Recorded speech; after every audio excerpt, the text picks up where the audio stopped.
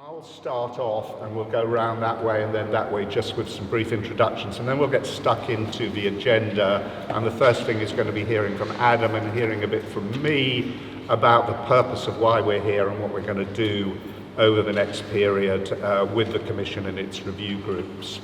So I'm Neil Coleman. I was asked by Adam Hugg, the new leader of the Council, after the election to chair this Commission.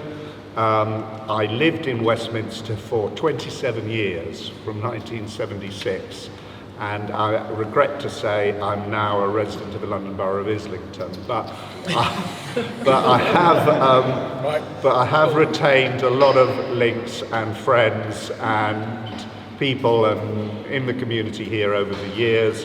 I was briefly a member of the council between in the 1980s, and subsequently in my professional life I worked for successive mayors of London from the year 2000 to 2015, mainly on the bid, delivery and legacy of the 2012 Olympic and Paralympic Games, and since then have worked as a consultant, working mainly on big infrastructure and development projects, but also with a big community focus, and some of that experience is hopefully helpful. I'll go around this with you next, Adam. So I'm Adam Hugg. I'm the still reasonably new leader of the council and a councillor for Westbourne Ward, which is where you are today. I'm Claudette Fawkes. I'm obviously a commission member because I'm sitting up here. And I've been active in regeneration and economic development across London for the last 31 years. And for the past 14 years, I've been a freelance consultant working with many London boroughs on accelerating their programmes, advising, coaching people and stuff like that. So very, very happy to be here at the first meeting. Hi, my name is Syed Ahmed. I'm the convener of the Energy and Green Transition Group. I've been working on energy and climate issues for around about 25 years plus, originally with green organisations like Friends of the Earth, and then with industry with small-scale decentralised power stations, then a short time working for the Mayor, looking at planning in the London Plan, how we build new low-carbon development in London. The last 10 years or so I've been working independently with all kind of actors in London as part of an organisation I've set up called Energy for London. In the last 6 years, I've formed and worked with a network of around about 30 groups across the capital developing community energy projects, so carbon reduction, fuel poverty alleviation projects, working with the local community to help reduce bills and reduce emissions. Thank you. Hi, I'm Steve Hilditch, and I realised that it was 50 years ago this month that I started work in Westminster as a community worker on council estates. And I think the first estate I visited was the Elgin estate, now knocked down and redeveloped by the Walton Elgin Community Homes Organisation, but also on Mozart, Queen's Park, Warwick Estate and all those places. And that launched me on a career in housing, which has lasted pretty much ever since, doing a lot of housing strategy work, including writing the first London Mayor's housing strategy for London. That's Ken Livingstone's housing strategy, not the one that followed on from another mayor at another time. So I've been involved, I've lived in Westminster for 40 years, and recently, 10 years ago, moved over the border into Brent, which was quite a shock really, to move out of Westminster and see my council tax double overnight.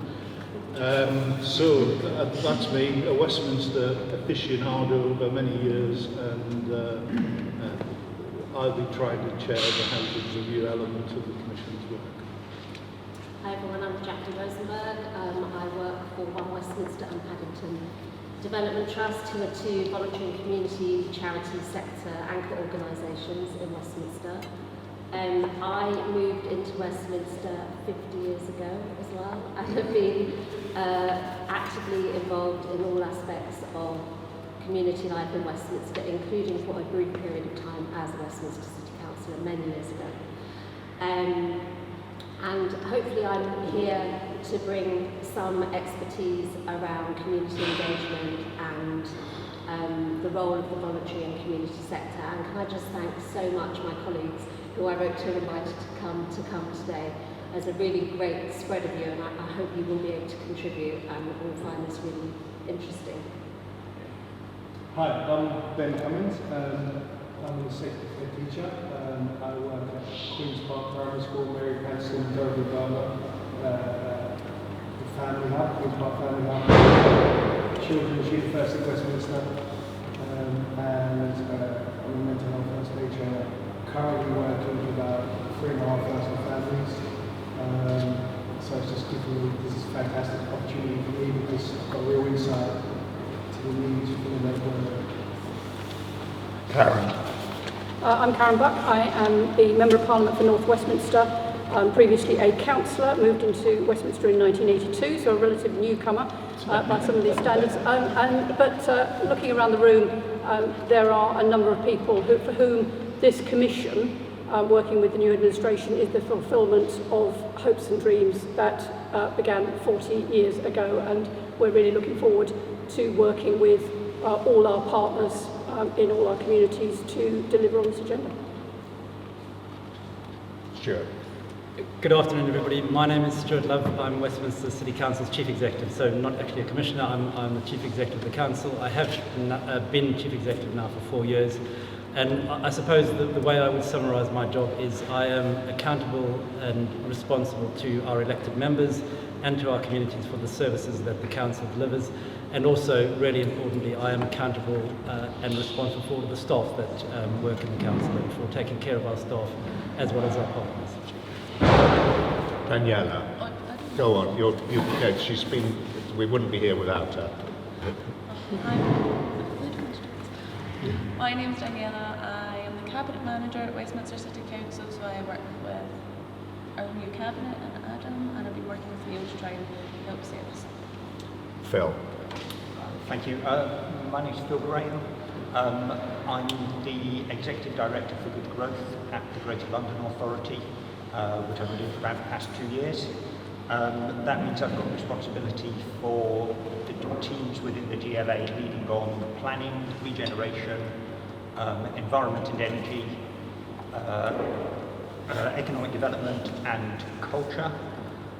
Before I joined the GLA, I used to be Chief Executive of an organisation called the National Infrastructure Commission, which provided advice to the government on infrastructure strategy, and had 20 years as a civil servant before that, predominantly in transport. And I'm here to sort of try and make sure that, among other things, to make sure that the GLA is able to contribute as fully as possible to this process and to what's happening in Westminster. Andrew. Hello, everybody. I'm at the Travers end of the... organised this differently next time. I'm Andrew Travers. I'm delighted to be here. I've had not 50 years, but I've been around London, local government and government for a while. Formative period as Finance Director at Haringey Council, happy days. With a slightly interesting interlude at the London Development Agency, where I met Neil and Claude actually, so happy memories of that time. More recently I've been Chief Exec at Barnet Council and then at Lambeth Council, where I finished a couple of weeks ago. Nice to be here. Tony. I'm Tony Travers from the London School of Economics. I occasionally get Andrew's, actually I think I've got interesting emails today. Likewise. Yeah.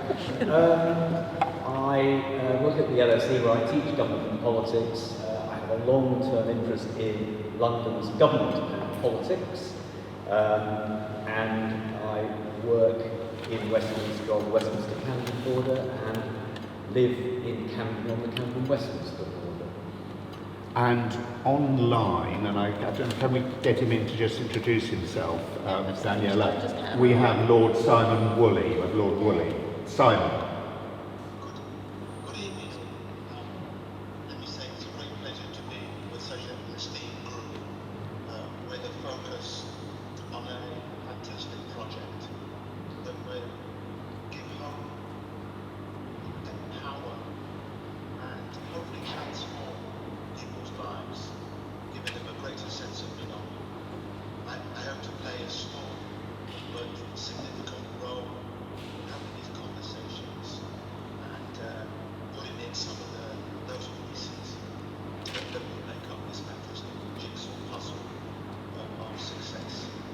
Thanks very much, Simon. Right, so without further ado, I'm going to go into the agenda. I wanted to emphasise, and I hope we're going to have time for this, that when we get to the reviews of the work programmes, and we're going to be concentrating today on economy and employment and fairness and equality, I do want to try and open it up to the audience who's here. But we need to press on or we'll run out of time. So Adam, over to you to just make some remarks about what you want out of this commission and this process. Thanks so much, Neil, and well, it's wonderful to finally be here. This is the genesis of something that sort of has been percolating around my mind for many years, developed through our manifesto development process in opposition with many of our local members, obviously many of whom are now councillors with us on the council.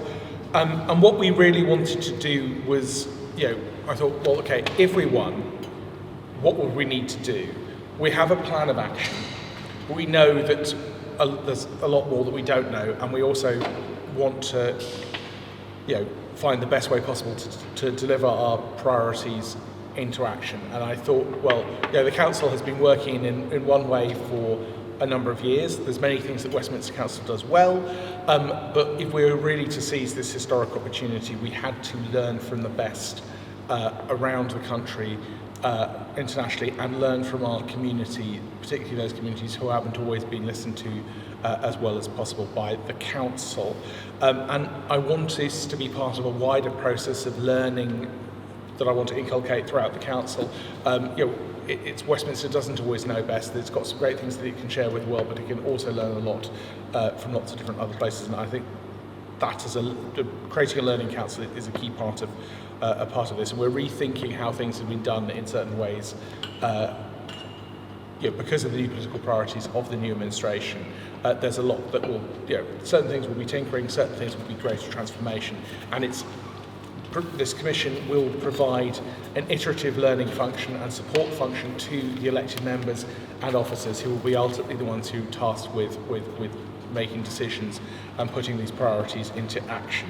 But we want to learn, and I'm delighted that Neil has, in conjunction with myself and with the cabinet members, have been able to assemble to help support that work. So really excited to be working with you over the next year to try and make some real lasting change here in Westminster and help us deliver on those manifesto promises. We've got an ambitious programme, an ambitious but I believe deliverable programme that we want to deliver, but there's more things that need to be done, and we want this commission work to come up with more ideas, and we know that there will be events that are emerging through time, and I'm very conscious that we're in the midst of a cost of living crisis. I know that Karen will be talking about, both review groups will touch on that in a minute. The council has released its own first cut of a strategy yesterday. We've been urgently looking at whatever pots of money we can put together to try and provide extra support. So since this administration has come in, we've been able to pull together an extra £722,000, of which £629,000 is wholly new money to support initiatives such as extending the food vouchers that are going out through CAB, providing additional support to the CAB's Debt and Advice Service, and providing an extension to food and holiday activities for those previously not benefiting from the HAF, the Holiday Activities Fund. So there's a number of initial steps that we've made, but we're aware that this is going to be an era-defining crisis that people in our communities are facing, and those who have the least resources are going to be the ones who are most affected, and we will do all we can as a council to support our communities, and this commission will have ideas about how the council can best do that. But it's working in parallel with what we're doing at a council, and that's the whole point about being iterative. We're not sending these commissions away to go and sit in a library, to go and come up with a massive doorstop 500-page report that will sit on coffee tables and then sit a couple of years later propping up desks and all sorts of things. That's not the purpose of this. It's about delivery as quick as possible to help the administration who are working at pace to deliver on our priorities and to change the sort of institutional wiring of the council to better meet those priorities. So without further ado, I'll hand over to Neil to say a bit more, but I'm delighted that Neil and everyone else here has come on board, because it's more than I could have hoped for when we first had this idea for the commission and the individual review groups, which will be where a lot of the real meat of the change happens. Thanks very much, Adam. And I'm just going to say a few things about how I see this commission working and the future programmes of activity. It's only 1.5 weeks since the Westminster Cabinet agreed the formal establishment of the commission, and it's about 2.5 months since the new administration was formed.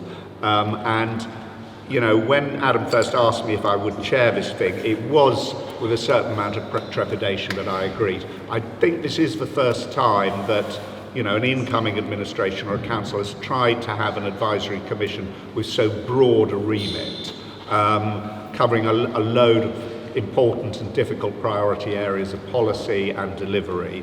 In the past, authorities have set up housing commissions to advise them, and sometimes commissions in other areas.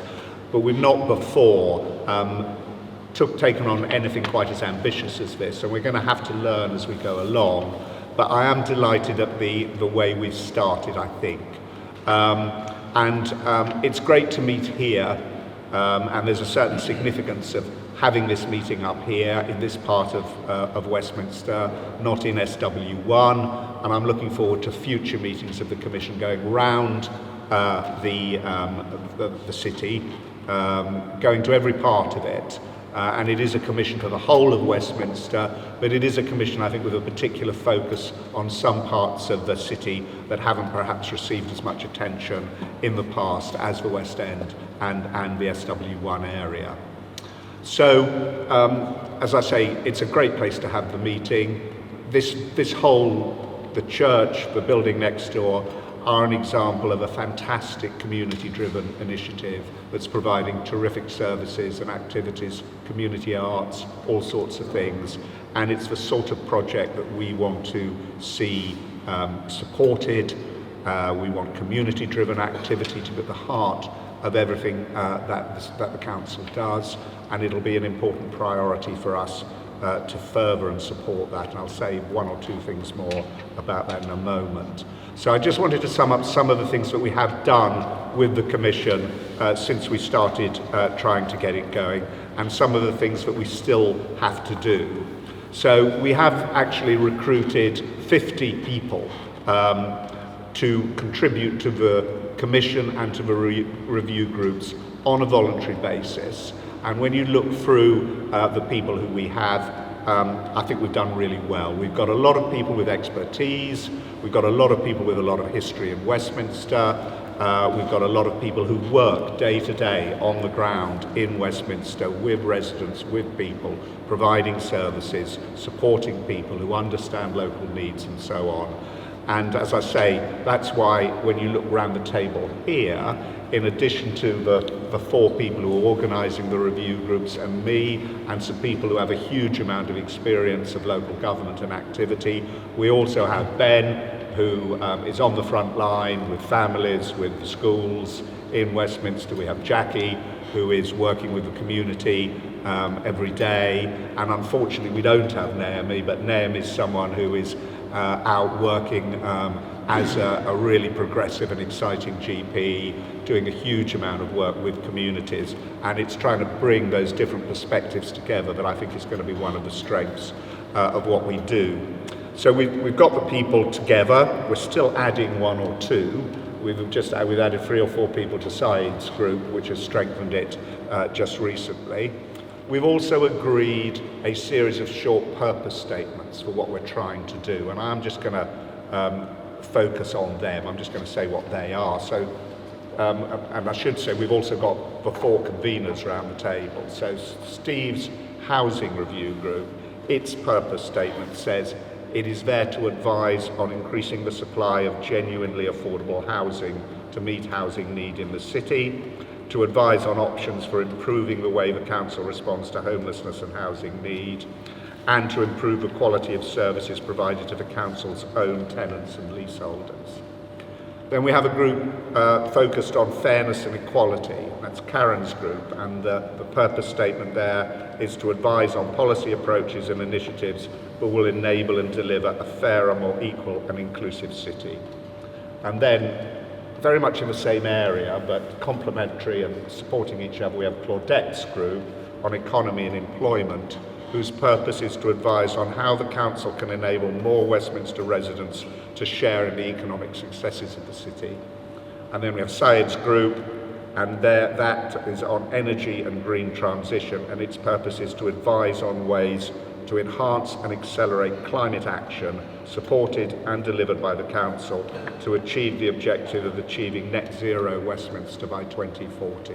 So some big topics, clear purpose statements, I think, and in addition to them, we've also produced more detailed terms of reference for each of these groups, which sets out a bit more what they're going to focus on. And one thing we are going to have to do is to prioritise what we're going to do. Otherwise, we will, if we try and do everything, we'll fail. And we're going to hear from Claudette and Karen shortly about the priorities within their review. So I'm not going to steal their thunder, but just picking up what we're going to do. So in the housing review, I suppose our key initial priority has been to work on this question of getting more affordable housing delivered. So that's front and centre. The other things are important, but we're clear about the absolute priority that has, and that reflects also the priorities that the council has. And then on Syed's group, on energy transition and green, we're also going to focus on buildings, because buildings are responsible, as I've learnt now, for 86% of CO2 emissions in the city. And if we're going to if we're going to decarbonise, if we're going to achieve net zero, there's a huge amount of work to do on addressing that issue. And particularly in a city like Westminster, which has a load of old heritage buildings, it's not easy. Fortunately, I think we have some big landowners who are represented on Syed's group who have already stated very strong commitments to driving forward this agenda. And what we want to do as a priority is to focus on how we're going to move into delivery of the decarbonisation agenda around buildings. So that's some of the things that we've done. Some of the things that we still have to do. We need to work out more detail on how we're going to engage with residents and people and businesses across the city. It's good that we've got people here tonight, but this is supposed to be very much a resident and business-driven process. And we haven't yet got the detailed work plans and programs in place to do that.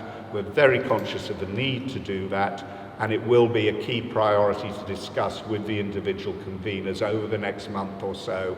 There are some plans that we will need to put in place. So on housing management on the council's estate, Steve has stated a commission to having not a citizens jury but a tenants jury that will go in and work with council officers to develop those plans. On energy transition and energy and green transition, there's a specific manifesto pledge to set up the Climate Change Citizens Assembly. So we have some stuff that's going to happen, but we need to broaden that out. I think we also need some more clarity for everyone about the outputs and timing of the work that we're going to do. Adam's rightly said that we're not going to sit around and cogitate and produce long reports, but we do need to be a bit disciplined about producing proper outputs and proper pieces of work that will demonstrate the value of the work that we've done. And I see that as partly one of the purposes of this main commission.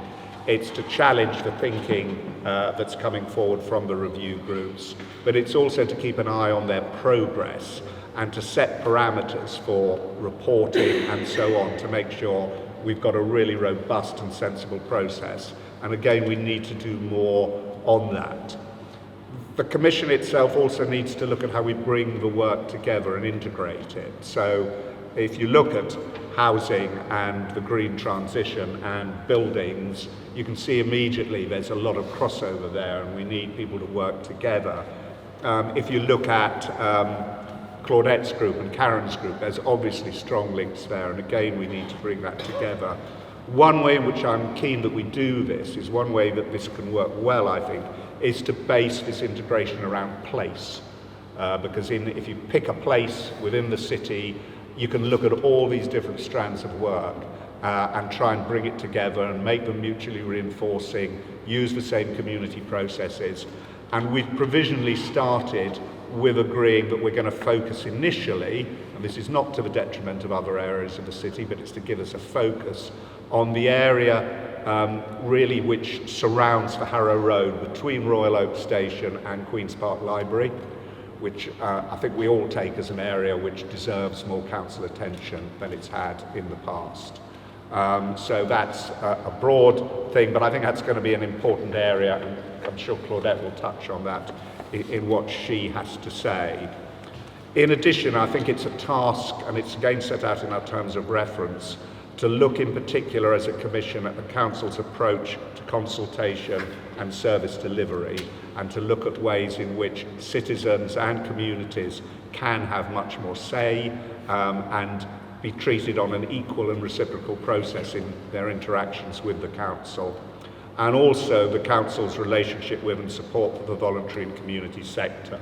Again, it's within our specific terms of reference as a commission, and both those issues we will take reports on that are supported by council officers and the work that they're doing. One of the things I need to emphasise is that as a commission, we are advisory. We don't make decisions. We're also independent, and the members of the commission are all independent. And if any of them think that we're on the wrong track or we're doing this wrong, they are absolutely at liberty to speak out and to say and to make those points. So we're working within a framework given by the purpose statements, but we are looking for independent, strong advice. The other thing we're doing, which I just touch on before I close, is to an extent, and Adam's picked this up, in part and in some areas we're actually sort of working in real time. So I've always said the Commission needs to have an active advisory function. It needs to be there to talk about issues that are in the here and now. So already, this so far has been focused on me and the conveners of the group. With Steve, we've been looking at key decisions that the Council needs to make around how to get more affordable housing and advising on approaches for that, not making the decisions, but advising the Cabinet members and Adam around that, and that will be reflected in policy papers that come forward to the Council's Cabinet, I think certainly at its September meeting and thereafter. And similarly on the cost of living, which Adam touched on as well, and Karen will again say more about this. Again, she has played a significant role in the conversations with the voluntary sector, with providers, with the council, that have enabled us to provide more money to address food issues in the summer holidays coming up, and to provide more support to children and to residents across the city, and also to support more immediate funding to meet immediate hardship needs, and more funding for the advisory services that support local people. So I'm going to stop there. I probably said too much, but I'm going to stop there. That's some of the things that we've done, some of the things that we have to do, some of the ways in which we're going to work. And I'm looking forward to developing that programme and to talking about it more. One just final thing, I think Adam talked about getting advice from around the world really on best practice and so on, and we are in a very positive dialogue with an outfit called Bloomberg Associates, who are Michael Bloomberg's pro bono consultancy, which Michael Bloomberg being so astonishingly wealthy, when he stopped being the mayor of New York, he basically kept his team together and said he would pay them to go around the world providing free consultancy to cities. And they've done this in the States, they've done this across Europe. They've worked a lot with Phil and people at the Greater London Authority, and I'm delighted to say we've got a good dialogue going on with them, particularly involving Claudette's team around some of the issues, and we're looking to have them helping us with that, and really obviously looking to bring in best practice from wherever we find it. So that's all from me. I'm going to ask Stuart to say something briefly. I'm then going to see if there are any immediate questions from people around this table, and I will conceivably take questions from the audience as well, but I do want to get into the meat of the conversation today, which is around Claudette and Karen's work programme. So Stuart, quite briefly on how the council's supporting the Absolutely, Commission. we'll be brief. Thank you very much, Neil. I just want to start actually with picking up on some of the words that Lord Woolley used. When Lord Woolley spoke about hope, empowerment and excitement, and that in the context of the work of the Commission and what the Commission can bring to our communities. But I think it's fair to say that hope and excitement exists in our organisation at the moment. It is partly because of the establishment of the Commission, and really our job is to ensure that we harness that hope and excitement to support the work of the Commission. And that will be through ensuring access to information, providing information to the Commission, helping the Commission navigate our organisation. You know, we can be overly complicated at times. Also helping the Commission navigate some of our partner organisations, anywhere where it will be helpful. Neil mentioned the approach to how we engage with our communities, and that's something that we need to learn. And I very much see the Council resources supporting the work of the Commission in reaching out to our communities, working with our communities to ensure the best possible outcome. And ultimately, the Council, the corporate body of the Council, needs to ensure that we are working with the Commission to provide the best possible advice back into the organisation.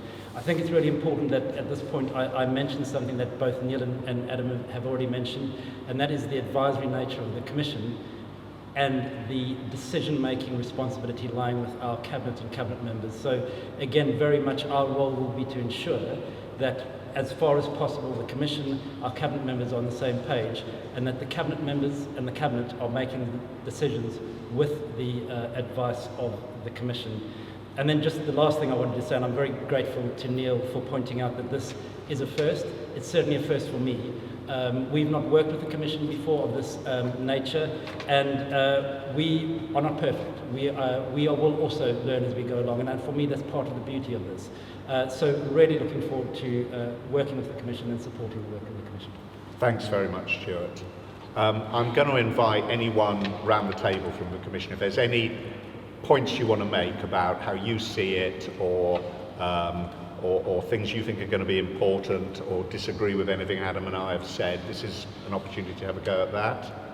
Anyone want to add? Andrew? Not to disagree or have a go, just I think you mentioned, and obviously clear, that the review is pretty broad, taking the 4 areas, but also you mentioned the kind of need to have outputs and time, arriving at the right time. I guess that's sort of then to link into kind of Stuart's processes around corporate plan and budget. And I guess there'll be some key milestones when we need to draw together some products for that bit. It won't mean that the Commission's finished, but it just strikes me as quite important to get that kind of outputs and timing aligned with the organisation's way of working, so that things are available at the right time. And I think that just very briefly, keen for the Commission to be thinking in terms of short-term deliverables, medium-term deliverables, and the long-term transition change. So yes, having things that we can do now is great, but obviously, and that's what needs to fit in with those timescales. So just thinking in those sort of multi-layers is really helpful. Yeah, and I think, if we can get the engagement point right, actually, getting a degree of greater transparency and engagement around those critical council decisions is quite a significant win if we can achieve that as well. I mean, obviously the council is going to set a new budget this February that will be, vital in terms of how things are taken forward. And we will need to engage with that process in our advisory role. And as I say, I think it's always good for people to spread understanding of exactly how the council is functioning and the critical decisions that it's taken. Anyone else at this stage? Jackie? Just so I'm a trustee of Young Westminster Foundation, as well as working for PDT in Westminster, and I just think it would be really good, and it hasn't really been referenced, I know it will come up under fairness and equality, but the role of young people, this is their future, this is their city, their future, and I think young people, children and young people have been the absolute hardest hit through the pandemic. I think their needs haven't been addressed. We know there's a sort of mental health crisis in that generation potentially, and I'd love us to make sure that we don't lump everyone together and that we do give some space for the voice of children and young people to come through our work in some form when we're looking at that wider consultation piece. I think that's really important, and I think the Young Westminster Foundation.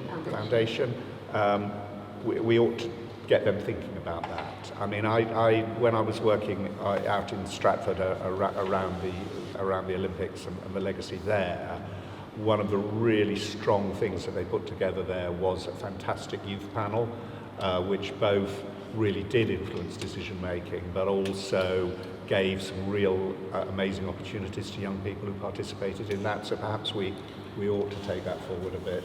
Similarly, one of the things I'm keen to do is get the Council, and I hope the Commission as well, working more closely with our youth MPs and Youth Council in terms of, I'm keen to get them more involved in scrutiny work and decision making inside the Council, where I think there's a role of engagement with you guys as well. Tony. Very briefly, I'm sure Stuart's already working on this. It seems to me all the work of the Commission is going to take place in the light of the unusual and uncomfortable outcome of the census, or the early outcome of the census, and it would be, I think, very helpful, certainly for me, but I suspect for all of us, to get a sense, not now, at this moment, but soonish, about how the Council officers are interpreting the census and how they think the further output from it, which will give us details germane and relevant to all of the work programmes, what they make of that, and what they're talking to the Office of National Statistics about. The other thing is I've got to leave at 6 o'clock, so I apologise when I do that. Thanks, Tony. It's an important point, and just for the audience, many people will understand this. One of the things that determines the amount of money the council gets from the government is its population, and the latest census figures show a significant reduction in Westminster's population. There's a strong feeling that it's been influenced. This is not an accurate picture, and certainly the council, and Stuart may speak to this, is going to have to make a strong case as to why we think that isn't giving a fully accurate picture. Adam, do you want to go? I'll start and then Stuart can pick this up. So Westminster is leading, on behalf of Central London Forward, the Lost Londoners campaign, so jointly myself and Elizabeth and K&C, to make the case that holding the census in the middle of the pandemic was not a great time to get the full picture of our population. We have data that very much shows that certain areas are coming back to life, and that picture from last year doesn't reflect the lived population now. So we have a strong data case that we're building. We have an amazing analytical team inside the council that is working on data to try and get that data to go back to ONS. ONS is responding positively. There's all sorts of things about the different timings of local government funding settlements and things like that, which are all in motion at the moment, that may mean it's a slightly different picture than my worst first thoughts about that. But there's also a separate point, is that the pandemic has also helped. Yeah, there is.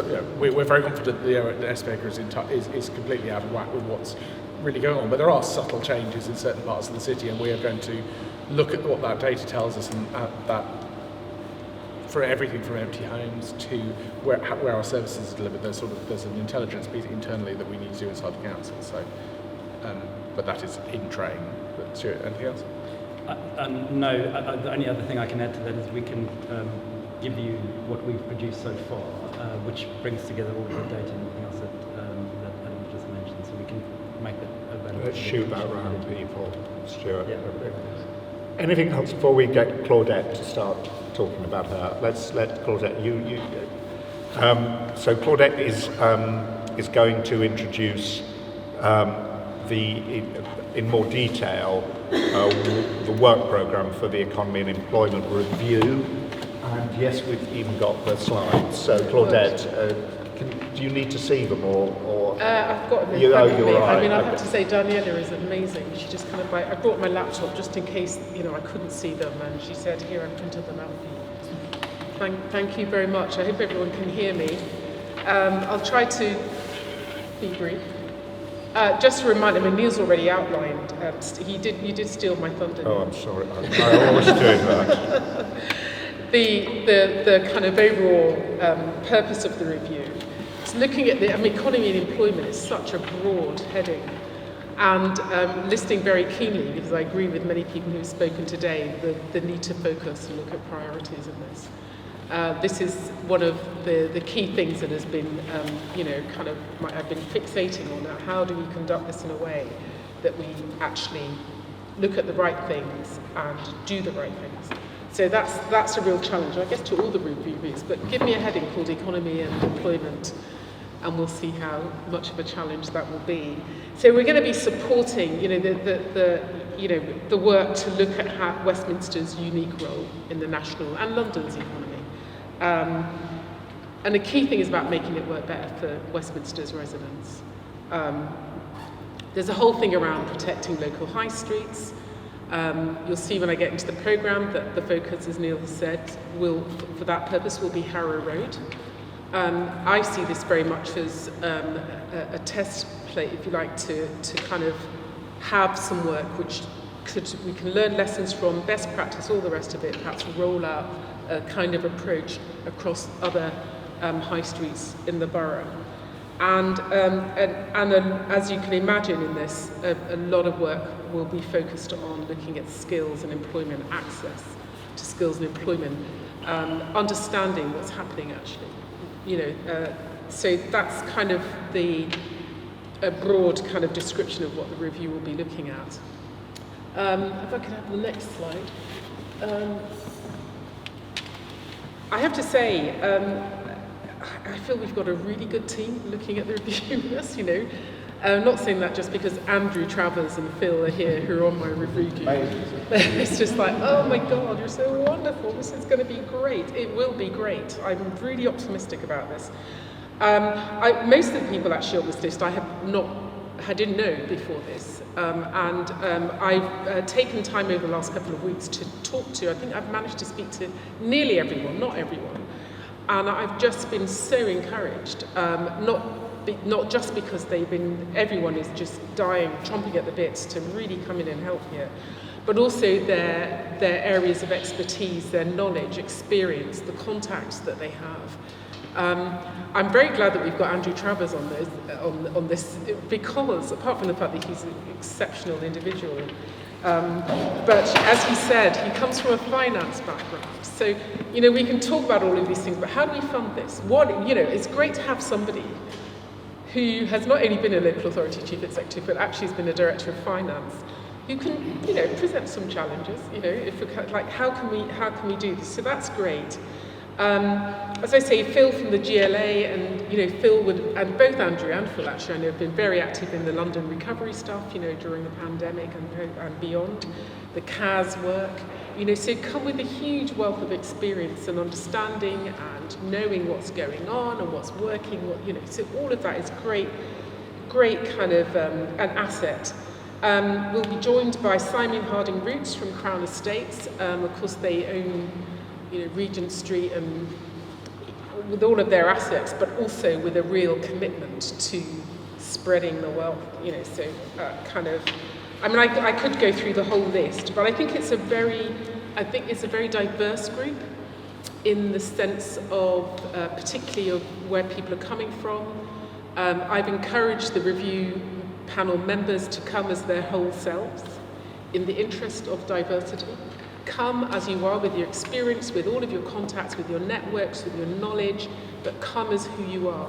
Because when you're looking at reviewing something, we need as many different perspectives around that table, and that's what diversity is about for me. I want to hear from everyone. It's going to be a real challenge to me as a chair to sit back and listen for once to what people have to say. So I've really thoroughly enjoyed meeting them.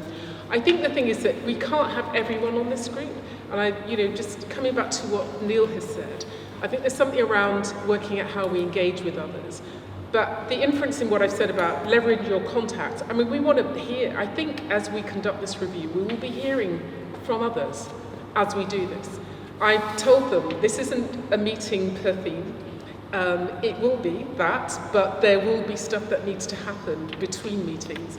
We'll be getting to know each other very, very well, phoning each other, just really, if you're talking about that real-time thing, so people understand the level of commitment that's required here. I've signed up for this for 6 months. You know, so we've roughly got about 6 months to conduct the review. That could be under review, but essentially, you know, we are all throwing ourselves at this, and delighted and privileged to have that. So, and you know, Neil with his contacts, you know, Bloomberg, what a fantastic asset, who will be able to help us with Harrow Road, who will be able to help us looking at anchor institutions and social value stuff. So this is great, free consultancy from people who've done this a lot. Moving on to the next slide. I was just giving my thoughts, so I'm getting a lot of stuff sent to me, and I've still got to get through a lot of it, particularly because the first meeting of our review group is tomorrow morning. So, I just picked out a few things. This is obviously not an exhaustive list, but it does speak to kind of where we might want to start giving our attention. So within Westminster, of course, it's an area that has significant wealth, but there is also significant deprivations. And those lower super output areas, which are in wards that I'm yet to identify, where that, you know, rank among the most deprived 20% nationally. That really, you know, focuses the mind a bit. 24% of residents in the borough, in the city, are on low incomes. We've had COVID, Brexit, looming recession, shifting consumption patterns, which are all, you know, bringing together a perfect storm of challenges for high streets and businesses. Now, 64% of the borough's jobs are in the West End and St James, as are 63% of its businesses. So, you know, spread the love, spread the success, spread the, you know, let's see what we unearth about that and what we might want to say needs to happen around that. There are big geographical inequalities. And just need to get underneath what's happening with Westminster's labour market. So there's lots of information about what's happening nationally, and that may well be happening here in Westminster, but we need to kind of properly understand that. And, you know, in my discussions with the various members of the review panel, you know, people like Phil have some real insights into what's happening there, and we can start to kind of bring that brain power to looking at what we need to be addressing. And then the next slide, we're going to have a load of questions flying in on the slide, so you're going to have to keep clicking. Right. So, for me in the focus, what are the key challenges? What's the data telling us? What's being done around some of those challenges? How well are those initiatives performing? What interventions can make the biggest impact? What resources do we have at our disposal to kind of look at this? Are there any gaps? You know, all of this, and when I put all these bubbles up on this slide, that's my brain at the moment. So it's kind of a whole load of questions. Within the terms of reference that we've drafted, they're much more sophisticatedly put. But for me, that's how I understand it. Like, so what are the challenges? What's happening? How are they performing? What can we do? What are the key challenges and what are the key things, the key interventions that we can make to make the best impact? So that's what I'm keeping in my head in this amorphous theme under employment and economy. And then there's a kind of principle on the next slide that looks at you know, how we're going to the principles in conducting this review, apart from being very clear and focused, is essentially if there are initiatives that are happening that are doing well, we'll amplify them. We'll reframe others that may need reframing because they're not really quite hitting the right spot, but there's some good stuff going on. We'll let go and jettison stuff that isn't working. We'll advise to let go. And I have this thing when I've advised local authorities in the past, is to only start new initiatives if it's absolutely necessary. So we're not kind of, you know, reinventing the wheel, duplicating, wasting resources. So that's kind of another thing. This is how I organise my brain when I'm dealing with these amorphous subjects. So just to look at the review, in terms of what we'll be looking at on the next slide, as I've said, we'll be looking at high streets and local economic centres, but with a focus on Harrow Road. And for me, Harrow Road is all about holistic regeneration, which I've been involved in since the beginning of my career. So this is around an opportunity to tackle issues on that high street, but actually I've done a little walk around there. Step off that high street, you've got areas of deprivation. So we have an opportunity to look at what's been done around that, but also I think there's real scope to enhance and improve on that. We're looking at skills, employability and coaching, social value and business partnerships, particularly when we're looking at the area around anchor institution, and how we can support businesses, as I said, as they are confronted with this perfect storm of a whole range of issues. And finally, looking at the future of the economy. And we are looking at initiatives within the short term. I want to, as we've said, work in real time, but also leave with a nod to what should be happening into the long term. So, and finally, we will be advising on the production of an economic development strategy for the council. That's on the next slide. Focused broadly around all of those things that I've talked about. So that's it. So meeting tomorrow for the first time with that group, all going very well so far. Really delighted to be working with this new set of colleagues.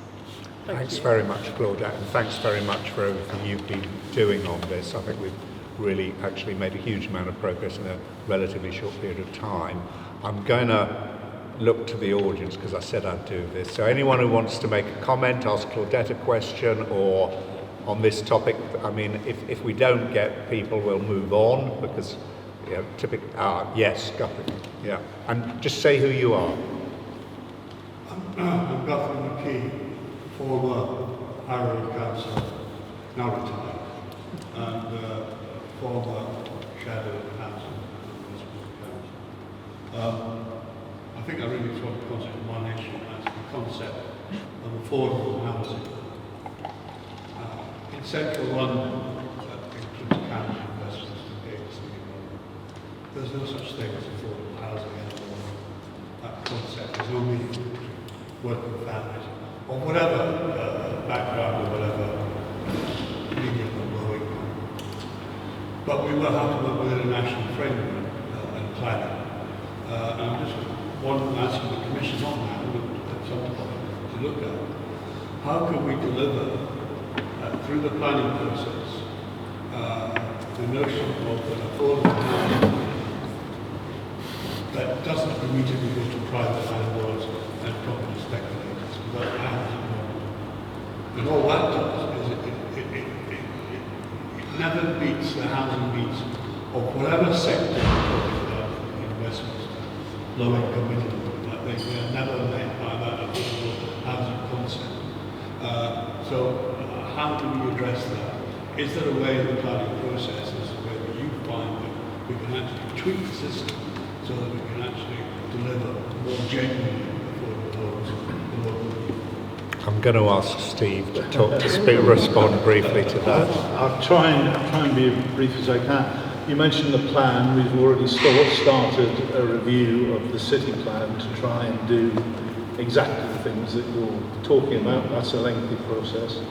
We've started a review of the council's own programme, and I have to say the one thing that has really surprised me since we started all this is how big the council's existing housing programme is.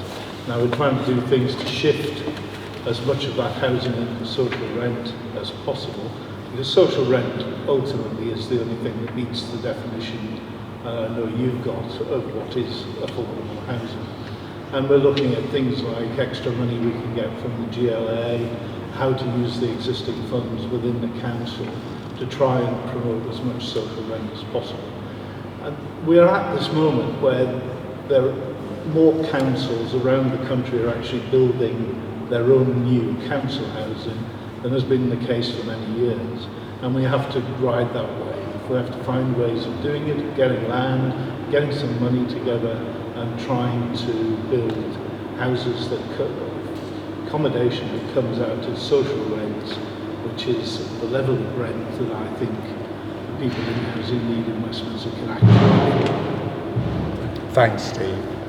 Other contributions, questions, or anything? Or no? Anyone from the Commission on Claudette's programme? Andrew or Phil?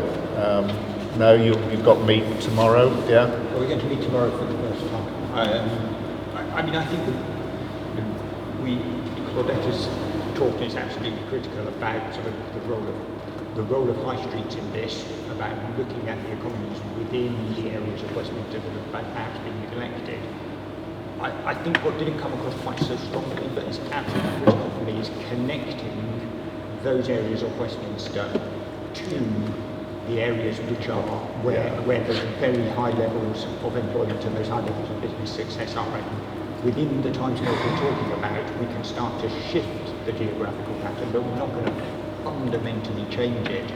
So how do you make sure that all of those businesses that are in those highly prosperous areas, those unique areas of the country, recognise that they benefit from being part of Westminster and make the contribution that you would expect of them as a result of that? And I think that's going to be a really important part of that part of the work, thinking about those employers and how we engage them. Yeah, absolutely. Yes. June Monday, I'm the chair of Waterton Community Housing, and I've also been a community worker, if you like, in Harrow Road for a very long time. So I have to say, first of all, I never thought I would hear what they say. I'm absolutely delighted that there's such an enormously dedicated and talented bunch of people who are directing their efforts towards the working class areas of Westminster, who have been been unsung and unheard for such a very long time. So first of all, I'm overwhelmed at how marvellous this is. The second thing, though, that I think I'd like to ask about who's the CEO of which is what the panel thinks, what the board thinks about asset transfer. We're just very aware that particularly in North Westminster, many of those properties have been lost, commercial properties, and to a certain extent housing. So it's just an open question really about Welch is now Community Land Trust, we understand our properties, what we think for the longevity of housing and assets within Westminster. What does that look like? Well, can I say something about that? I mean, I was, Julie, you'll remember, I think I was quite a lot involved in the formation of the organisation, and the long struggle with the council, which fortunately was won by the local residents. And, I mean, Wedge has gone from strength to strength really since then in its achievements. I've had a bit of a feeling that because of the history, and I don't think this is entirely true, the council sort of, not engaged in a strong way as it could have done with Wedge. That is changing. I mean, I had a meet with Matt the other day. I think he's meeting with Debbie, who's here, who's the executive director responsible. And I think we need to see Wedge as a sort of real fundamental building block for the work in the Harrow Road.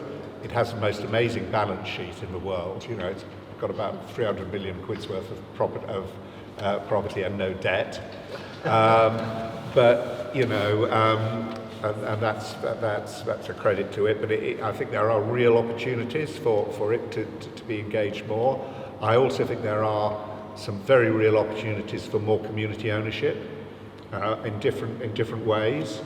I think that both major political parties at a national level are talking about their support for community ownership. I think Lisa Nandy, the Labour shadow deluxe spokesman, made a very strong speech this week about community right to buy and extending it and so on. And the existing government set up the Community Ownership Fund to put money into community ownership. I'm really keen that we look at how we can use that to transfer assets into the community to make them secure for the long run, and how the council can develop its policy in this area. I think it's something Karen will also want to look at in her group as well. So absolutely, we need to get on with this. Yeah. Anyone else? So I was just thinking, just jump in very briefly. In terms of, I totally endorse what Neil's just said. I think we know that the council has historically sold assets, both in the housing side and the commercial side. We're looking again at on both sides, we've put in an immediate moratorium on the sell-off of council homes.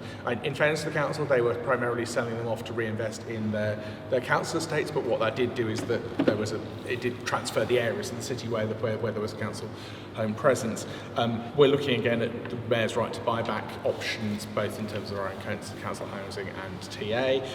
We're looking actively at opportunities to use the council to buy back community properties in areas that we think are really important. So we want to see a greater role for the council as a proactive agent, but working with the community directly where there's options for the community to be directly involved in running things. That's what we want to see.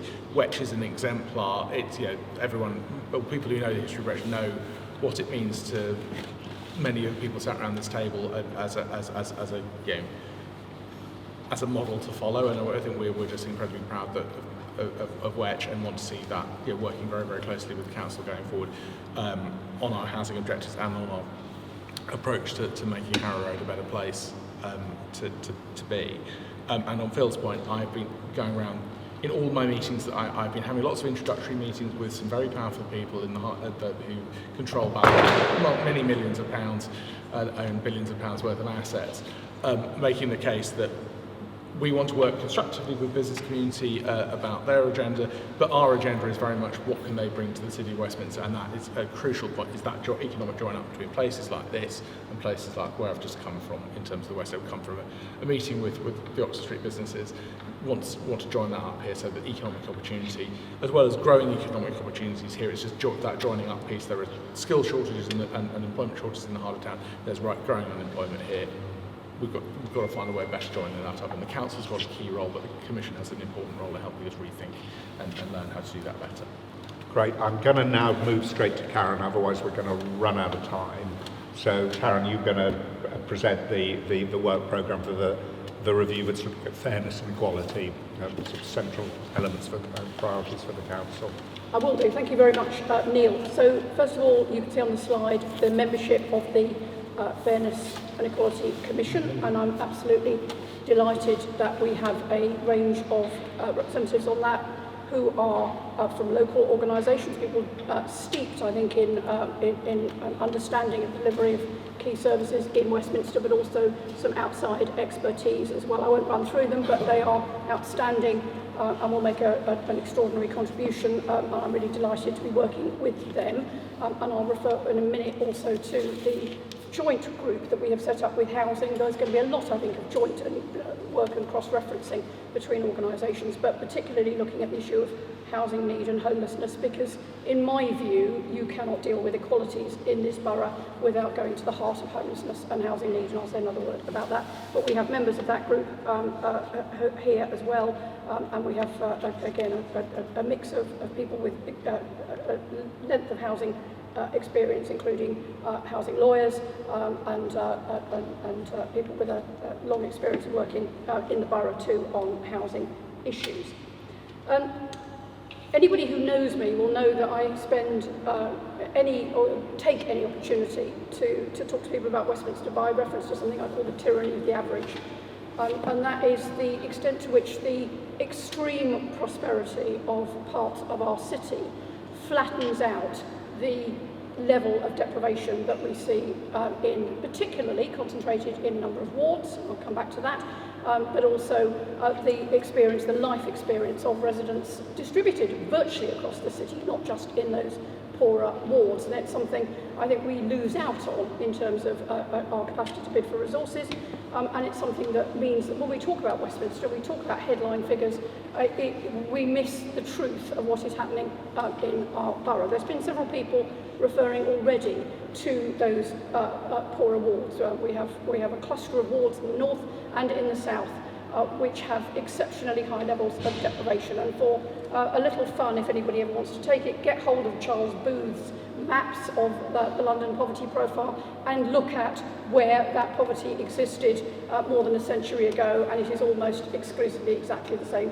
place. But the people are different, the communities are different, and their experiences are different. But the level of inequality is there and absolutely staggering. We have loads of statistics. We have more than enough statistics to keep us all very busy. And Daniel, perhaps you could skip a slide and just show us some of the statistics. I'm not going to go through all of these, but we have loads. We have not on this slide the fact that 24% of our children live in poverty after housing costs. 11,000 Westminster children are growing up in poor households. We have 10,000 households who are living on the what are called legacy benefits, that is long-term benefits for sick and disabled people, who didn't even get the benefit of the uplift in universal credit, which actually impacted positively for a short while on the poverty statistics, and which will fall out and have fallen out and will impact even more dangerously on our poverty levels in the months to come. You can see on there the 14-year variation in life expectancy. You literally lose a year of your life with every stop you go southbound on the number 36 bus. Do not catch the number 36 bus. It is truly extraordinary how a family of Bangladeshi origin and Church Street estate will have a life expectancy so dramatically below that of somebody who has lived their life in Knightsbridge. If you walk across the canal from the Lisson Green estate, you will literally add years to your life. Your chances of being in poverty will fall from a third of the population to 2% in 200 yards. It is a really stark contrast of which of course everybody who lives and works and represents Westminster knows all about. We will have statistics. But what we want to do, again, reflecting what you've already heard, is we want to draw on lived experience too. We want to hear the voices and the stories of people who are growing up on the Harrow Road, people who have had to go through that traumatic journey into homelessness, who are using and being forced to use our food banks, who turn up to the Citizens Advice Bureau looking for emergency assistance. So it will be an outward-reaching process. It won't just be informed by the stats, but also by the experiences that we draw on from our community organisations. And I think also, and I feel really strongly about this, the casework that our councillors get, that I get, which if people in some of our more prosperous communities were to know about, they would not recognise it as the same city that they are living in. And it's that experience that I think is going to help shape us. Now, our work programme, if we can just go back to that, is really kind of going to fall into three loose categories. One of them is immediately around the cost of living crisis. Adam has already talked about the package of help to deal with the cost of living that the council, the new administration, has brought forward, and it is excellent. But we know we are about to fall off another cliff in the autumn, and that will hit some of our communities, particularly our larger families, some of our single people living, as I say, on the long-term sickness and disability benefits. It will hit them the hardest. There is more to do, and we need some urgent and immediate help to see how we can relieve that financial pressure and how we can make sure that those organisations, and they are 5 organisations, on the front line of providing advice and representation and advocacy, get the resources that they need to help people through that process. Because when we look at some of our caseloads, look particularly at our people on longer term benefits, mental ill health is massively overrepresented. We have one of the largest proportions of people who are in long-term sick and disabled benefits because of mental ill health anywhere in the country.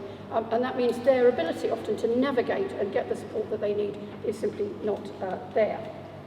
So the cost of living crisis will be absolutely top of our agenda. Secondly, we want to, in our work, take a kind of life cycle approach. We want to look at the different stages of living in the borough. And we want to do that both in terms of relieving costs, because these things will complement each other, but also how we can build early help and intervention to support families under pressure. So starting off looking at early years, the critical early years, that if you get those right, give people the right kind of access to early help and early education, can be transformative to their life chances. We have excellent maintained nurseries here. We have many fine childcare providers. We also have a cost of childcare crisis. And some of our poorest families not able to access all of the services that we would like them to be able to do so. So we want to look at early years, we want to look at early help, a different category, where families perhaps on the edge of crisis need to be able to draw upon support before those problems get too large. The kind of things that our children's centres do, but did at a much larger scale only a few years ago when we had more capacity. And we want to look at what kind of capacity we're going to be able to return to, whether we're getting a uniform spread of that capacity in all of those neighbourhoods that need that kind of help most. We want to look obviously at adults, some of our adult population that I've already talked about, who are particularly vulnerable and need support, and we want to look a little at our older population, because we have a very high proportion of older people living alone and people who face isolation. And if all of those things are true, they are true particularly for our communities who are black and minority ethnic, because every one of those levels of disadvantage is usually intensified by that experience as well. So we want to make sure that that filter is applied to everything that we do. The third strand is loosely neighbourhoods, and that will of course complement the work that is being done elsewhere in the Commission, but we want to make sure, and we cannot turn the Mozart estate into Belgravia, it's not that isn't going to happen, but there is no reason whatsoever. I think it's challenging me on that. I would say nor would we want to. No, would we want to? No, exactly. Nor would we want to. This is not, but we need to do our own kind of little bit of levelling up here, that people who are living on the Mozart or the Warwick or Churchill Gardens are entitled to live in an environment that is as safe, as clean and as pleasant as in the most prosperous neighbourhoods of the city, and they don't. And that is again talking to people, drawing on their experience. We need to ensure that their experience of services is equivalent. So the strands fall very much into those kind of categories. And finally, and this will very much cross over back into the work of the main commission, this can only be done, all of it can only be done, by working with communities, building resilience within communities. And we do that against a couple of very particular challenges that we're aware of. One, we have the highest population churn in Britain, partly because we have the largest private rented sector, so we are always chasing our tail in terms of moving populations. Well, we know we can't do much about that, but we can make sure that we build capacity to deal with it. And the second is that we have one of the most diverse populations, which is a strength and a richness, but it also means you have to work exceptionally hard to make sure that you're delivering services to all our population. We, for example, have the largest Arabic community in Britain, and that is completely different to when Steve and Neil and I were active in Westminster a few decades ago. So it's a changing picture as well. So that's the structure of what we want to be doing. As we've heard from others, this is not about producing a report that nobody will ever read. It's about making recommendations in real time. This is not a decision-making body. It is there to support and give ideas to the councillors who will take those decisions forward in a partnership between the Commission, the councillors and community, whether it's residents or people in their voluntary and community organisations. It's going to be fun. Thanks very much, Karen. That was great. Just in terms of the scale of the challenge, but also the worthwhileness of trying to meet the challenge. So any questions or comments from the audience around what Karen said? We're 10 minutes off when we're supposed to stop. Yes, have a back the hand up there, yes.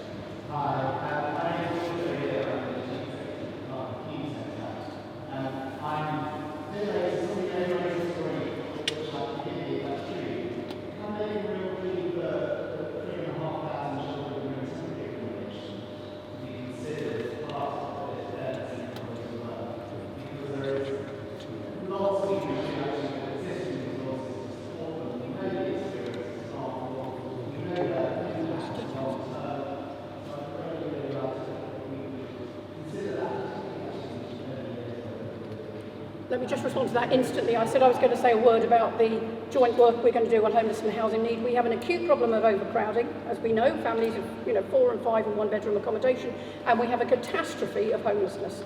We have single homelessness, rough sleeping, and we have family homelessness, and we send hundreds and hundreds of families, often the most vulnerable by definition, to the other side of London and beyond.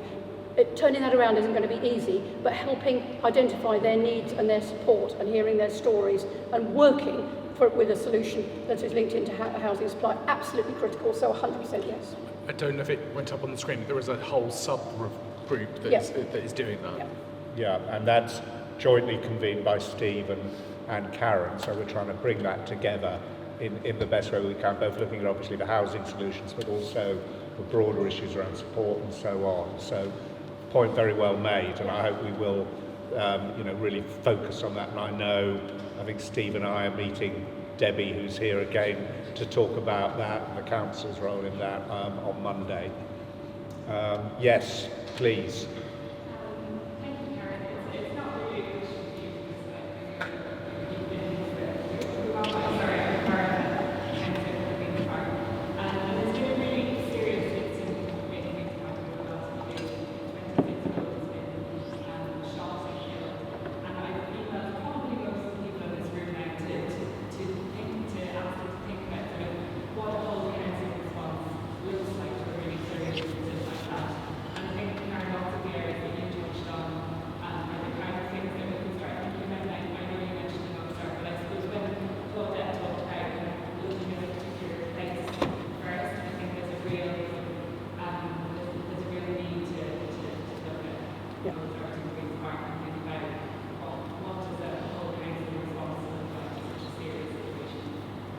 Another 100% yes.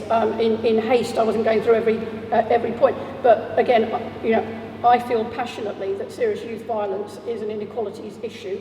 There is an enforcement dimension to it, there has to be, but there is a prevention and a support and an inequalities dimension to it. And that can link into rehousing families in some instances, certainly into early help and intervention. And of course, it is one of the strands, not the only one of the strands about the youth work that will be drawing on Phil and all our youth providers as well to ensure. So absolutely, I think the answer, on fairness and equality, without losing focus on such a big agenda, is that all of these measures need a whole council approach. None of them are going to be solved by a single policy, and that's a way of looking at it that I think the whole Commission has to adopt. Yes. I think, did you put up your review support team slide? Because I think that's slightly, that's sort of a bit relevant, isn't it, to the point that Tara's made, which is a really important point. And we're trying to bring together across the council, but it isn't just across the council, is it as well? There's a whole range of other services and external agencies who are involved in this.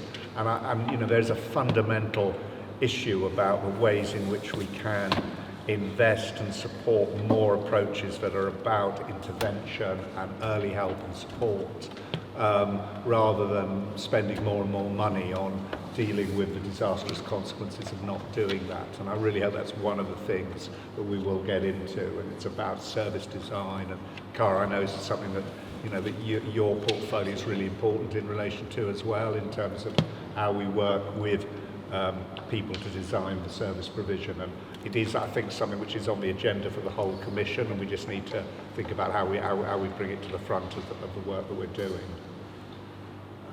Yes. So I'm Lucy from Westminster. We work in the early years with families under 5, with children under 5. I think just a general point, going back to what Claudette was saying about not starting initiatives unless it's absolutely necessary, and I think that goes into what you're saying about planning service provision, is just really speaking with the community about what is already on offer, what can be expanded on that's going well, and that the community have said that they are benefiting from, and just how we can help to provide that service.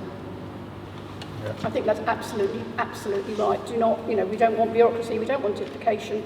We want to build on existing good practice, we want to mainstream existing good practice, and certainly we want to learn from the lived experience of organisations like yours as well.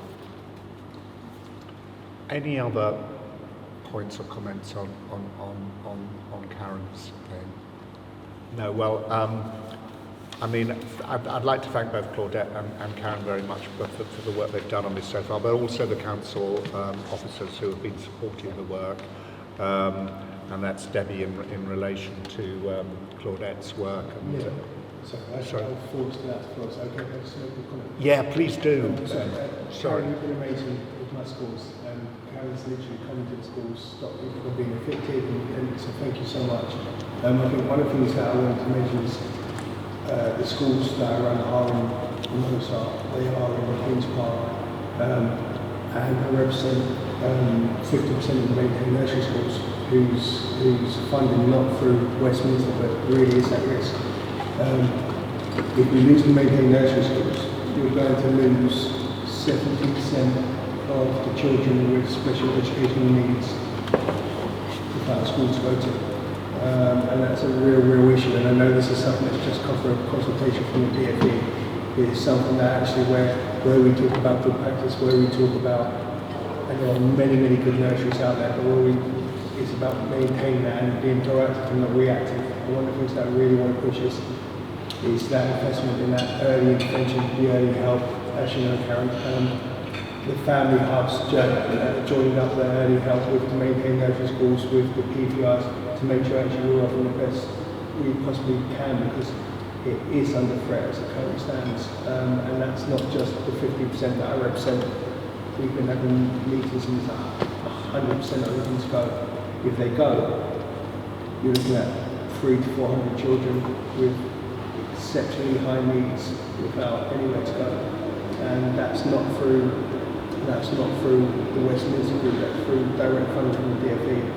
And it's something that I'll pay particular interest to, and I know Karen does as well. It's a point I just want to raise. That's great. Yeah. Totally agree. Right. Well, I think we're actually, remarkably enough, going to pretty much finish on time. The final thing on the agenda, we've got on any other business point, which I'll opportunity for anyone to raise anything else they want to, is what we're going to do about future meetings. And my take on this is that I'm looking to have 3 more meetings of the Commission this year. And so I'm really looking at sort of mid-September, second half of October and early December.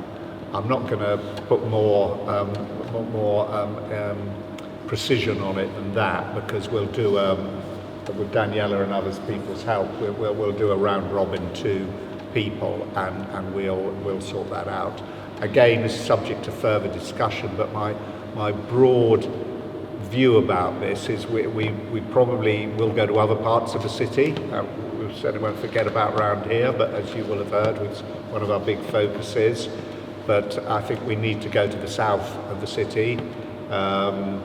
You know, whether we end up in Pimlico or in one of the community centres that's perhaps a bit closer to SW1, we'll see, but we'll talk to people down there and work out where the best place to go is, and I've started that conversation. I'm keen then to have a meeting in Soho, in the centre of town, with a different resident community there, but important that we think about that. It's a critical area of the city, both for residents but also for businesses. And I'm keen to have a meeting in Bayswater as well, the Bayswater Lancaster Gate area before Christmas. So that's for sort of what's in my head. I mean, people may argue with me, but I think that's a reasonable way to go for the 3 meetings before left in this year. And I hope that by the time we get to that final meeting, which, as I say, I hope it probably won't be the final meeting of the Commission, but it will be the sort of final meeting of the year, probably the Bayswater one. I hope we'll have a lot of output and a lot of stuff to actually report on and discuss and debate amongst ourselves. But I know anyway that all my colleagues around the table in the Commission and in the review groups are going to be contributing throughout the period. It's one of the things that Claudette said, and I know she's actually done a note to people telling them what's expected of them, which is always a good thing to do.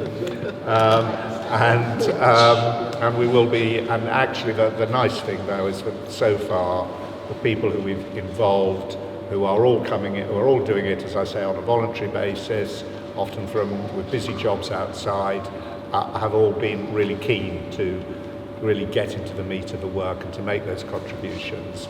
And that's really exciting. As I say, we've got 50 people brought into this, range of different skills, life experiences and whatever. And so I think we've made a good start.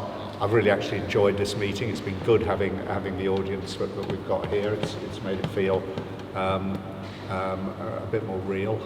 It was just us around the table, and I think we need to think about ways we can do that in all our meetings.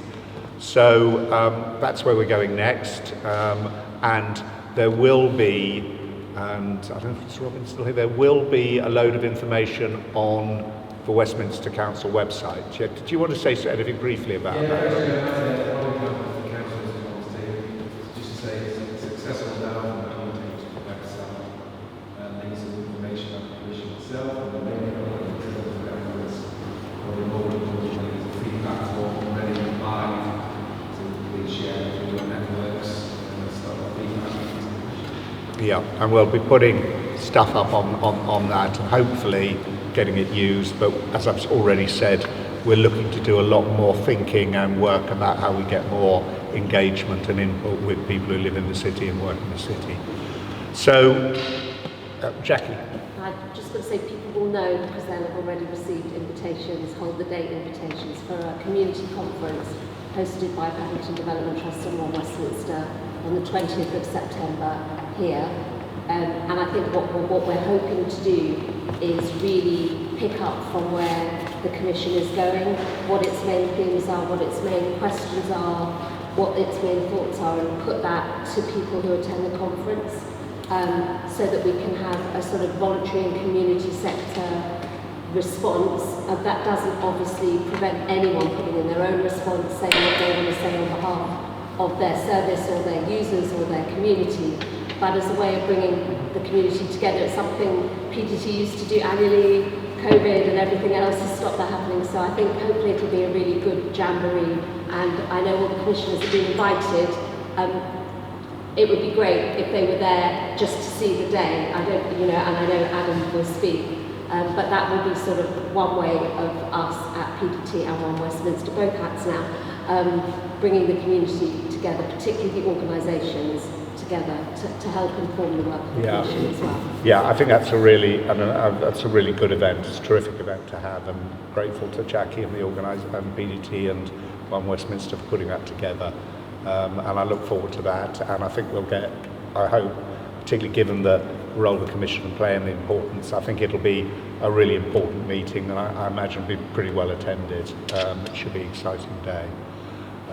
So I think that brings, if nobody else got anything further to say, can I just thank everybody who's come and mainly listened to us, but it's been good to have some contributions as well. I think it's been a good first meeting. I'm pleased with the way we've started. It's a lot to do, it's quite complicated, but I'm really pleased by the general, I mean, Stuart talked about excitement among council staff. I mean, I've been spending quite a lot of time down at City Hall and meeting a lot, and it is really quite inspiring or exciting to see that actually the people who work for the council are themselves actually now genuinely, a lot of them, really excited about working with the new administration and its priorities. And so there's a huge resource of talented people there, and I'm hopeful that we will get a lot out of this process. We need to sharpen up the engagement piece. We need to sharpen up what the product is, make sure that it's really being useful, and we need to focus down on the priorities because we can't do everything. But I think a good start, and thank you to all who've been here, and hope to speak with a few of you after this. We can hang around here a bit. There's some refreshments. There's some refreshments. There's refreshments at the back. Free bar today, except for alcohol. If you want alcohol, you have to pay for it. Otherwise, it's free. It's free. And just very briefly, huge thanks to all the Commission and the review members who've signed up. I know it's been said before, but just on behalf of the administration and myself, huge thanks for that. And huge thanks to Daniela and Robin and all the team who've been working so hard behind the scenes, like manic squirrels trying to get everything together. I don't know if that's the right metaphor, but who knows. But they've worked incredibly hard to get this done. And so